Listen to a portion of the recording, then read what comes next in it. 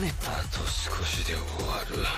それが本当に死ぬほどの罪だったと思う。リアルでもプラネットでもない別の世界に連れて行かれるみたい。 Hey everyone, this is Julie and welcome to SOFHAB Reviews. Today, I'm doing a review on the Netflix anime Goodnight World, and joining me is Rascal Entertainment. Yes, thank you. This wild anime takes inspiration from Sword Art Online, not loosely, as it centers around a group of strangers who created their own family in the VR world, not knowing that their real-life families are closer than they think. But And before we start, be sure to like, subscribe, and click notification bell to updates on SOFHAB Reviews for Netflix, book reviews, and many more types of videos. yes, and be sure to visit Rascal Entertainment's channel where she has over 1,000 videos. Clips, mashups, and more. Yes. So this anime was actually recommended to us by one of our buddies, Yes. and we had seen it but really not paid attention to it, and she really liked it. So we decided to go ahead and give it a try. And if you're not familiar with Goodnight World, it's actually a manga series written and illustrated by Uru Okabe, and it appeared first in Shogakukan's Ura Sunday website and MangaONE service from the December 2015 to January 2017. So it's taken a while to actually get adapted Right. to an anime. Right. The anime itself is directed by Katsuya Kikuchi and written by Michiko Yokote. And right now, the anime, at least the first season, has 12 episodes. We don't know if there's going to be a second season or if they're just planning to tell the whole story and trim it down to 12 or not. I guess we'll find out by the end, or if it has high enough ratings to get a renewal. Well, the manga has 5 volumes. So if they've covered the entire manga, then they might do one on the prequel, because the prequel actually began in August of this year. Right. By the same author. Right, so people who really do enjoy the show or the manga will have more content. Now for the voice actors that are doing the dubs, we got a few favorites that we know. We got Ray Chase, Tengen, Benjamin Diskin, Todd Habercorn, Jeannie Tirado, Aaron Yvette, who I'm not familiar with, Christopher Swindle, Carrie Karanen, and Ann Yako. Yes. So they have a very small cast, because once you watch it, you'll see that there's not a lot of people in it. In the VR world, it looks like there's a ton, Right. but they don't have voices. Right. They don't have voice actors assigned to them. So it's a very small VA cast. Right. And clearly it's not meant to be a really large world building type series. This is telling one story within this VR world, and then that's it. It's a pretty straightforward and simple story. It's kind of like how Romantic Killer was, where it's a short manga, but they'll try to make it last a little longer to feel like you're getting a full story. Right. So in this anime, you have a dysfunctional family who you're not sure of that until actually the end of the first episode. And you have Taichiro Arima, who loves to say the S word. Yes. And he says it all the time, and I think that was inspired by Levi saying it twice. He's short like Levi, and he looks like a cross between Levi and Death the Kid. Yeah, from Soul Eater. Yes, and in it, you don't see his revelation, or he's not revealed until the end of the first episode. Before that, within the VR game, which is called Planet, he has a little family. It's him and a brother and a father and a sister, and they're players who come together and created the Akabane family in the game.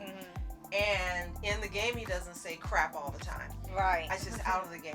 And no, neither of them knows that they all know each other. Right.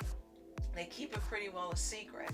And then at the end of the first episode, when he takes off the headset, Yeah.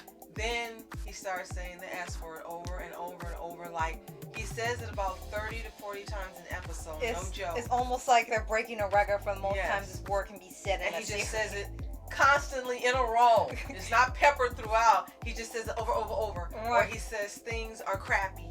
Or it's crappy game, crappy people, crappy life, crappy. And it's like, will you stop? And you can't help but laugh at it, because it reminds you of Levi saying it twice in AOT. Right. And then the next episode you see that he has a younger brother who's the bigger little brother. Yeah, the big little brother. They reference AOT, they reference Full Metal, Sword Art Online, Soul Eater, Pokemon, One Piece. Yes. There's a like every character is a reference to an existing character. It's like Invincible for anime. But the way it's done is actually entertaining. It's not like, okay, I just copied and did it. Within the VR world, you see a lot of references. You've got Fairy Tail, and then outside you don't see as many. But when you're in the VR world, you see all the references to these other animes. Right. The one who plays the dad looks and sounds like Wrath. Yes. And we know that the brother and sister in the VR world have to be from other anime, but we're not familiar with what they are. But Right. it's obvious they are characters from other anime. Right. They have one who's a cross between Naruto and Natsu from Fairy Tail. Yes. You have one that, and I don't remember the character's name. If you're watching Shinigami Phoenix, let us know in the comments below. It's the one who is Ichigo's opposite in Bleach. So yeah, they reference Bleach too. And he looks like he's the opposite of Ichigo. He has dark hair and he has 10 on his face. Yeah, right. This guy has 01 Right. and blonde hair. And you see how he's dressed and what he looks, and he's supposed to be that character from yeah. Bleach. Right. And As one of the Soul Reapers. right.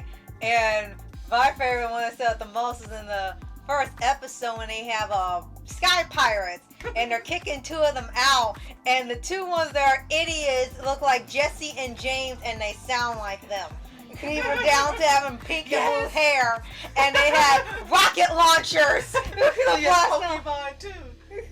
So many are referenced, but it's done cleverly. Right. And usually it isn't, but whomever did this and thinks they're clever, they really are clever. Right. They're clever. So there's a lot of fun going in here, but also there's some heartache and pain going on within the real life. Yeah, which part. is usually sometimes what happens in a lot of these shows in the center around VR, which is actually a little different about SAO. They were forced into something bad, but it wasn't meant to be nothing wrong with their lives specifically. But in here, if you were in the VR world, life was, as the character kept saying 30 times in a row, was crap. The lives, jobs, relationships, family, everything was bleak, and the only way to get any sort of happiness was to play in that world and not wanting to leave, which was like, what kind of world were they living in? Dang! So after watching some episodes, you see things take a turn and looking for the Blackbird? Yeah. Yeah, Blackbird of Happiness instead of Bluebird of Happiness. Right. Blackbird of Happiness. And up until that point, when characters got taken out, they just had a death penalty, nothing happened to them. But once they found the Blackbird of Happiness and the one who is his real brother in real life, Aruma, his character ends up getting smashed. He ends up getting hurt in real life. Yeah. And then the one who plays the dad in the VR actually is the creator of the game. And he tells him, log out now, get out. And why? Don't ask me why, just get out. And he said he should have seen this coming. Things start going terribly wrong. Right. So we don't want to ruin it for you and tell you everything that goes on in here, including not the ending. Right. But we're telling you this is an anime that you've got to give a watch. It is really entertaining. It's got everything you want in it. Even a little bit of fan service, but very, very low. Right.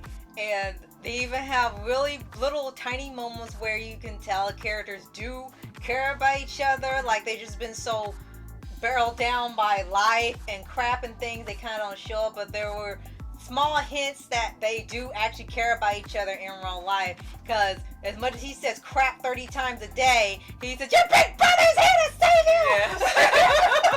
Yes. And it's like Ed and Al. It's really short, and the younger brother's really tall. Right. And then another scene like that is when he had been playing nonstop and hadn't eaten. So the big little brother says, I'll make you some omelet rice. Yeah, omelet rice.